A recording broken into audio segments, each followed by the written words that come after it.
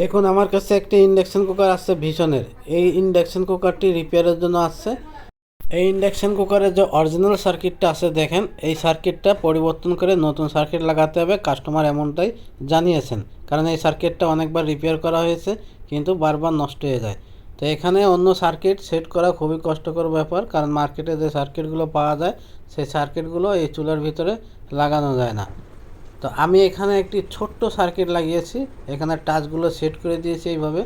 সময়ের অভাবে এই কাজগুলো করে দেখাতে পারিনি আপনাদের, তাই এখন দেখিয়ে দিচ্ছি। যারা এই ধরনের ইন্ডাকশন কুকারে নতুন সার্কিট লাগাবেন এইভাবে লাগিয়ে নিতে পারেন। এখন আমরা চেক করব। ডিসপ্লেতে আলো চলে আসছে ফ্ল্যাগ লাগানোর সাথে। অন করলাম, ফাংশন দিলাম, 1200 ওয়াটে হিট হচ্ছে। এখন আমি এখানে ওয়াট বাড়াবো। দেখেন এখান থেকে ফাংশন দিয়েও 1200, 1800, 2000, 1000 করা যায়। আবার এখানে প্লাস মাইনাস আছে, মাইনাস করে দিলে কমে যাবে, আর প্লাসে চাপ দিলে ওয়াট বাড়বে। এইভাবে আপনারা কাজ করবেন। আর এই ধরনের ছোট সার্কিট যদি প্রয়োজন হয় আমাদের কাছ থেকে নিতে পারেন, স্ক্রিনে দেওয়া নাম্বারে যোগাযোগ করে। ভিডিও ভালো লাগলে লাইক